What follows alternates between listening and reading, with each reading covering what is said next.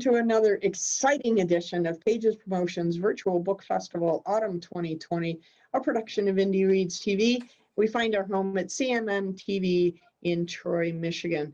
Today, we are going to have our second conversation with Sherry A. Burton. She is an historian fiction writer. See, it's late. I can't even speak.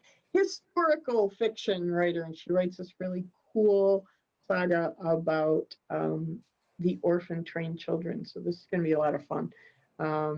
So thanks everybody for coming. I appreciate you. Sherry, thank you very much for being here again. This is going to be super fun. I'm just in love with your series, and you're fortunately, unfortunately, you're writing them faster than I can read them. So if you could slow down a little bit, that'd be awesome. I think my fans would be very upset if I go any slower. Yeah, that's because they're only reading you. So to start with, if you could just recap for us real quickly what the book collection is all about, what the overall story is, and then we'll open up the room for questions now. Okay, in the mid-1850s, there was over 30,000 children that lived on the streets of New York City. And we're talking children as young as 4 and 5 years of age, children who had to lie, cheat, steal, do whatever it took just to survive. So something had to be done with them. And they ended up shipping over 250,000 children out west on orphan trains to find new homes. And most people have never heard of the orphan train. So my goal with the saga is to keep these children's memories alive, and each book tells a different child's tale. There's going to be a minimum of 18 in the saga, and so far it's taken off and getting really good reviews, so I'm excited about it. It's extraordinary. You've got 4 books released so far in the saga, correct? Correct. Book 4 came out Tuesday. Okay, so just so we can keep up, tell us the 4 main character POVs each book is written about. Because I know the latest one is Frankie, so go back to the beginning and tell us who the characters are. Okay, the first one is Malta, who's also Millie and also Mildred. So basically she started out as Malta. Some people call her Melita. That's wrong. It is Malta. Then they changed her name after she was adopted to Mildred, and then shortened it to Millie. So that's book 1. Book 2 is Tobias. Book 3 is Anastasia, which is Tobias's sister. And book 4 is Frankie. And Frankie is Anastasia's son and Tobias's nephew. Right. And Tobias was Millie's love interest. Correct. Was. Yeah. Yeah. It's hard doing historical fiction in present tense. I agree. Okay. So I know a bunch of us who are in the room now were in the room when you did your first thing. So I'm hoping everybody came with some questions. So I'm going to invite everybody now to turn on their microphones, and feel free to start asking Sherry questions. What inspired you to write this? I was having a conversation with a friend, and we were standing out in her yard, and someone else came out and was talking, and they mentioned something called the orphan trains. And I had never heard of the orphan trains before, and started trying to do research. That was way back in 2000. So I was trying to do research at the time, and that was before we even had a computer at home. So I wasn't able to find a lot. And then eventually my husband and I were at a train museum, and the voices started talking and said, hey, now's the time to do this. But I think because I waited 18 years from the time I heard about it till the time I started, that's why now I have 18 characters that I have to write about. But for main inspiration is there's so many people that have never heard of it. There was over 250,000 children, so 250,000 children that most people have never heard of. And my goal is just to make people remember and to keep their memories alive. Absolutely. Anyone else have questions for Sherry? I have a comment first. Mhm. We got into a discussion. I'm on a Slack channel for work, and there is a book section. So we got into a discussion. Let me know if you get a few sales, because we got into a discussion. I recommended your book to a bunch of people. So I that appreciate it. work for a very large company. When you think about how this is progressing, I mean, I know that you said a little bit last time, but how far do you think this will go? How many books? How many? I know for sure 18. But at this point, there are also going to be side characters because I have a lot of children that are each book, and I get emails all the time or comments on my Facebook page saying, hey, you know, what happened to so-and-so? Or a lot of people want to know about Ezra, which is Tobias and Anastasia's brother that we know nothing about. Well, you guys know nothing about. But anyway, I'm knowing things now. But so I know there's going to be side stories, and without telling too much, I honestly believe that I mean, there was over 250,000 children, so I think I can keep this on indefinitely. Yeah, I would think there'd be a lot of material there. Yeah, exactly. The more I learn, the more I learn. So With that in mind, do you have a filing system or something that you use to keep track of them all, or are they all just floating around in your head? most of them are in my head. I do keep notes when something comes to me.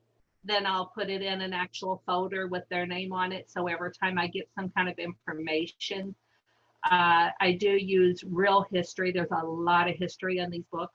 So whenever we come up, my husband helps as well. And so whenever we come up with a new, I guess, a job or something really cool in history, then we put it in this file so that I can add it to a child or children in the future. So it's always Awesome. progressing. That's great. Anyone else have questions? Yeah. I have a friend who is from Kansas, and I mentioned it to her, and she did know about the orphan train. There's some kind of a museum in Kansas. Yeah, Concordia, Kansas has the National Orphan Train Complex.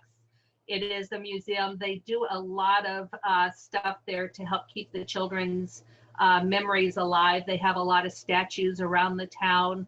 And actually, if you read Discovery, the books have been endorsed by that complex, by the National Orphan Train Complex. So it's pretty cool. That is very cool. Have you been able to go and speak out there, Sherry? I have not. I'm not sure if I would speak there because they do have speakers from the museum. So if I spoke there, it would be more on the books. Mm-hmm. We planned 2 trips, and so far both were interrupted. The first year we were supposed to go out there, and then my mom ended up passing away, so we couldn't go. And then this year we had a whole huge tour because I do lectures on the orphan train. So we had a multi-state tour, and everything, as you know, has just been canceled because of this year. So Yeah, we're hoping next year to be able to make it. So fingers crossed. Awesome. But I am in contact with the lady who's the head researcher for the National Orphan Train Complex. And so if I have a question, then I email her, and it's just like, hey, can you tell me, I need some information on this. And she's been fantastic with helping with that. That's great. A real important question: do they carry all your books in the bookshop there now, the gift shop? As far as I know they have been in contact before and wanted the ISBN numbers and everything so that they could. So that's great. I hope so. That's awesome. Anyone else have questions? I do. When you're researching,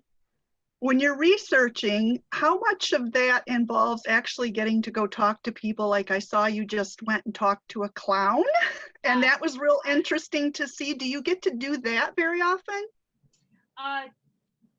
We do it this year. We had planned on, I say we, like I say, my husband's my partner in a lot of this, I write the books, but he does help with a lot of research and stuff.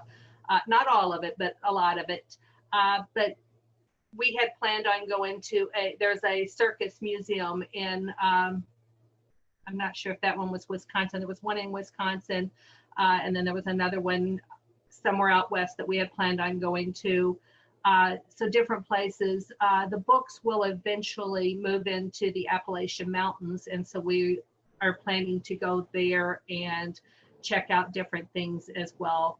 So I do as much personal research as I can. And yes, we did just meet with a 92-year-old gentleman who was a circus clown and traveled with the Serine Circus and was a little bit with the Ringling Brothers Barnum and Bailey Circus. And we met with him on Tuesday and just gathered information. So that was, it's information that you don't get a lot of just from reading or from researching. So just being able to go and talk to him, that was pretty amazing.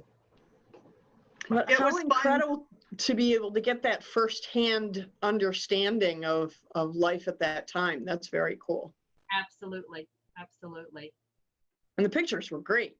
Thank you. Anyone else have questions or comments for Sherry?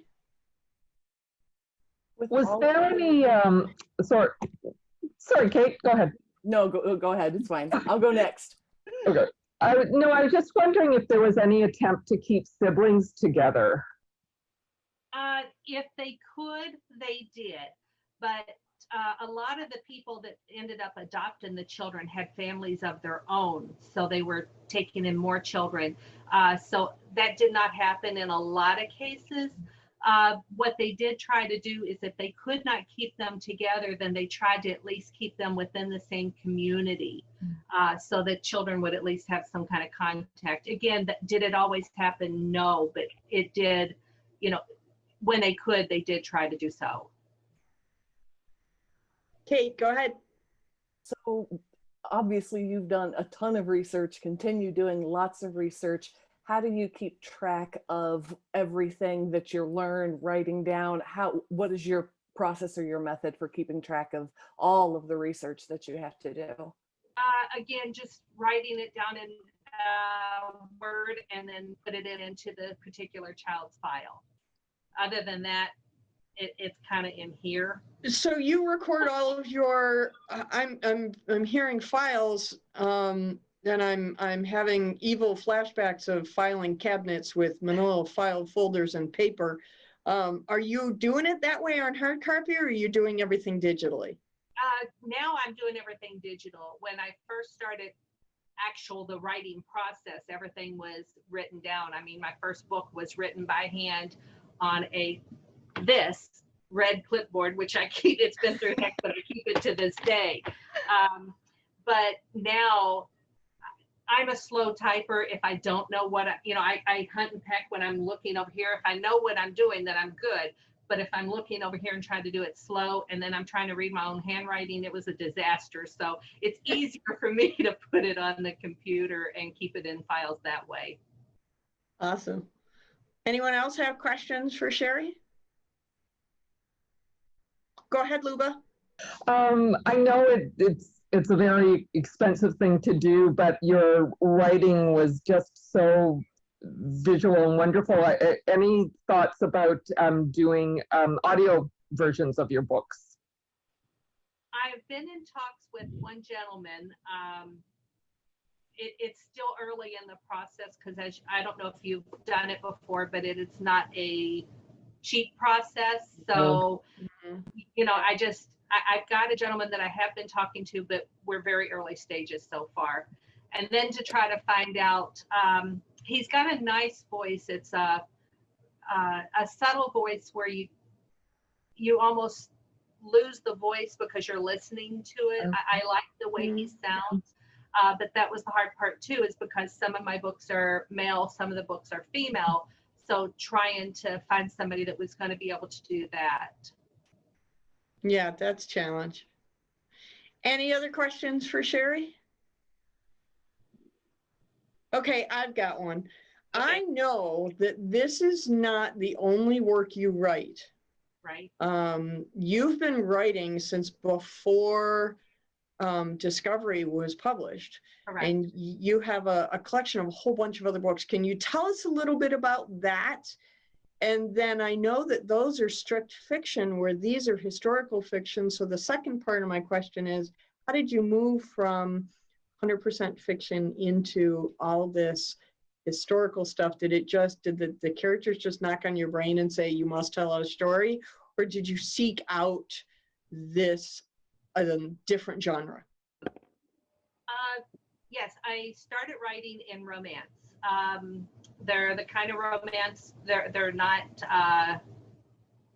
they're the kind that if you like certain things, then you're going to read them and like, ooh, and if you don't, then you're going to skip a chapter or two. So they're definitely a little more visual, which scares me when I talk about them from people who have now joined me for the historical fiction, because my historical fiction's very clean. And so if somebody decides, oh, I want to see what else she's read, then they might get a shock. So that does make me a little nervous there. But I have, let's see, I have several romance. I have a time travel romance. I have a suspense that's on the line of Sleeping with the Enemy. And that one's pretty, there's a lot of stuff in there that you're just going to go like, wow. I mean, yeah, it's pretty, a big difference from what I'm writing right now. But then again, I had thought when I had first heard about the orphan trains, it's like, oh, I'll write a book about that someday. But it just morphed into, for some reason, my voices, which I talk about freely, but for some reason, my voices says, you're not going to write one, you're going to write 18. And to make sure that I follow through, I introduce all 18 characters in book one.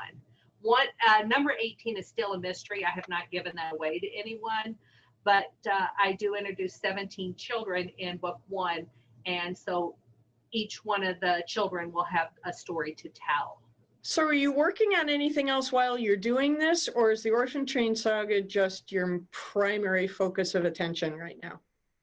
I have ideas. Every time I turn around, then these ideas, I mean, I have a whole file of ideas, so I could stay writing forever, I believe, because it's just very prolific for the ideas that come. I've got like a serial killer in here, which is totally different. I've got a couple Christmas type things. It's just having time to do everything. I am writing I don't want to give too much away, but I am working on something right now that's in between, and it is one of the side stories. So I'm working on that, plus I'm working on book 5. Wow, that's fantastic. Any other questions for Sherry? I have something just to share. I met Sherry at the Thumb Festival and found out we live in the same town, and I bought a couple books.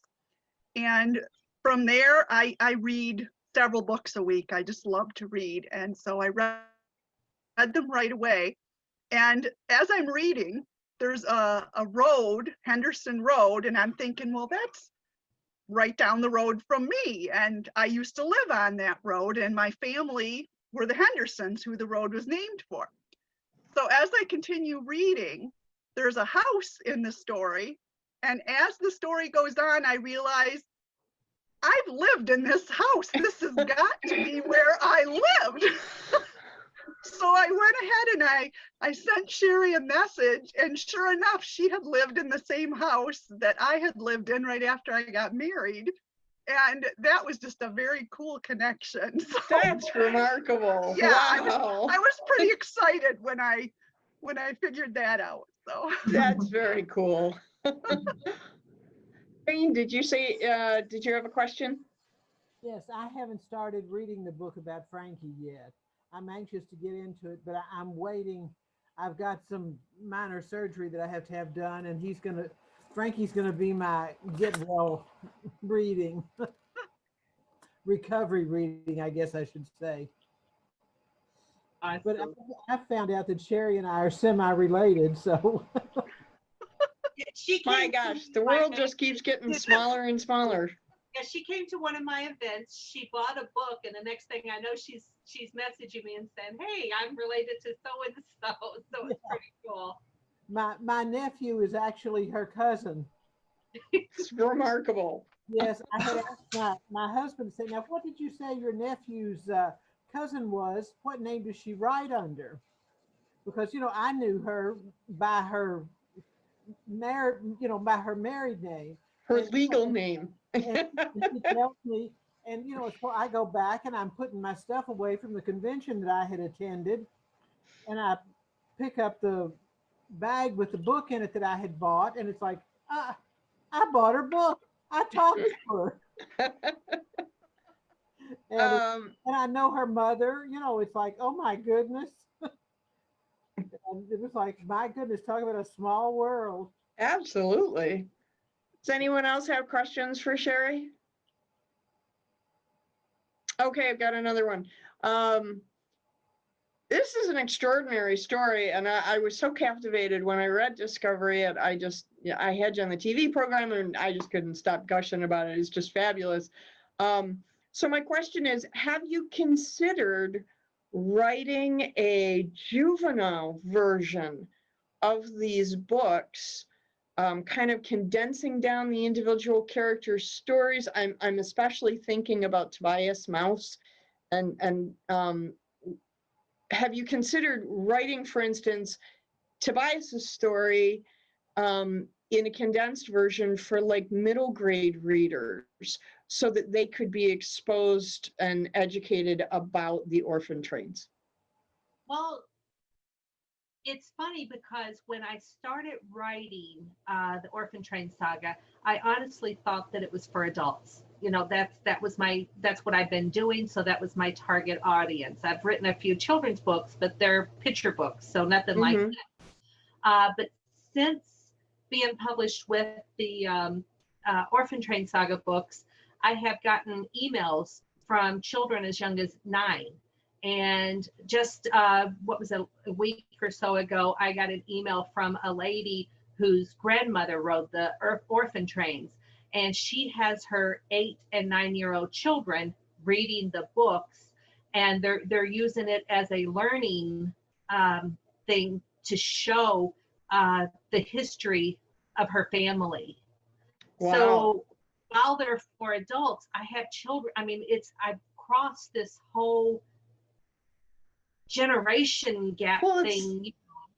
You know, So your book series, cool. your book series is not unlike the Little House series, where really different age people can enjoy the stories and really become involved. Now that makes me smile because I grew up with Little House on the Prairie, and so that's my day. But you know, I'm mindful too, you know, that I do have that audience from young to very old, and so, or elderly, whatever the correct technique or word is there. But I mean, it's just amazing how many people in the age range that are reading the books.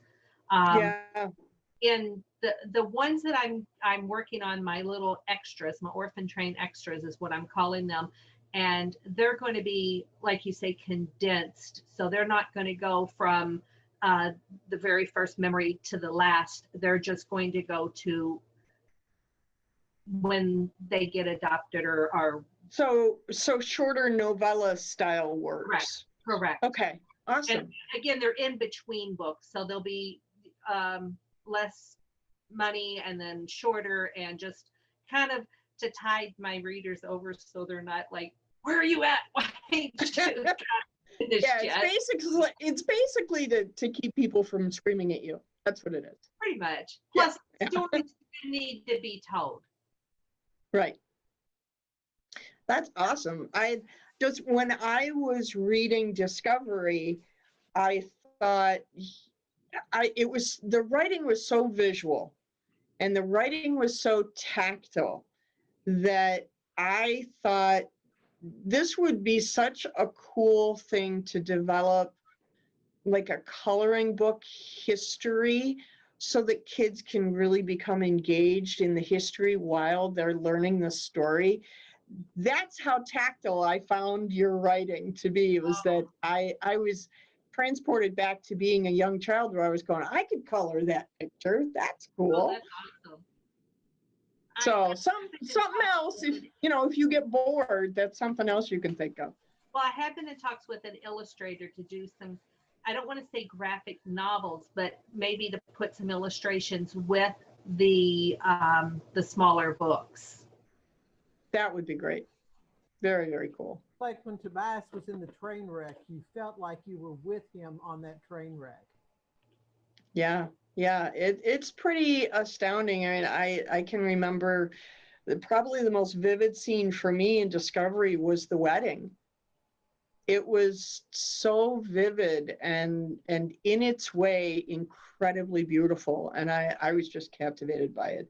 And as I said before on the TV program that we did earlier last year, I felt very much like I was watching you make lace. All the little pieces were just so delicately intertwined. You're a delight to read.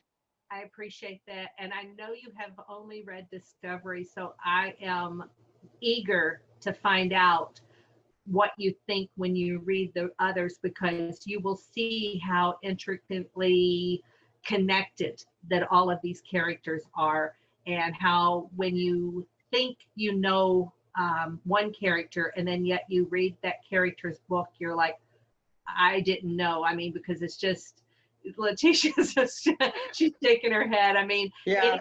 it reads book 1 and 2, and then they read Anastasia's story. They're just going to be just floored because she's not what you think. And it's just crazy how it is. Yeah, I'm anticipating I'm not going to be disappointed. That's my expectation. So we've already set the bar really high with book 1. So Oh, I mean, I know Letitia's read all 4 of them, so. does anyone else have questions? As we're going to be wrapping up here in just a couple minutes, but I have time for 1 or 2 more questions if you'd like. I have a crazy question. Of course. I mean, the orphan train is obviously symbolic in some ways, but there is an actual train. Do you know what type of train it was? It was a steam train. The technical name, no, but it was I could ask my husband. Well, he would know. Ask Okay. Don, he'll know. Don will know, ask him. You want me to Sorry. ask? I'm obsessed with trains, so I was just curious if you knew what type. Hey, Don, what kind of train is the steam train for the orphan trains? Do you remember? I think I've silenced him. Okay, well, I can rest. I've stumped everything. Stump the author. It's a fun game. One thing I do want to tell you is that it wasn't just one train. Right. The orphan trains ran for, 75 years. And so it was obviously, they're going to change over that. And when it first went out, they were called the Placing Out Program. It wasn't until in the 70s when there was a PBS show called The Orphan Trains that people started referring to the trains as the orphan trains. Before then, it was called the Placing Up Program? It's the Placing Out Program was the technical term for the program. Okay. And just out of curiosity, I haven't asked you this before, but it just occurred to me, did this practice actually help to relieve the overcrowding in the institutions in New York, or did they still have a big overcrowding problem? Oh, it did help. I read where afterwards they actually had to kind of go to other asylums, other places to look for children. But it was a program that it was the early modern day foster care program. So it was like the precursor to that, where it did help to get children out. I mean, there's a lot of stories also where, some of them didn't have the best homes, but we do know that for the most part, the children, they did have better homes than had they have stayed in New York.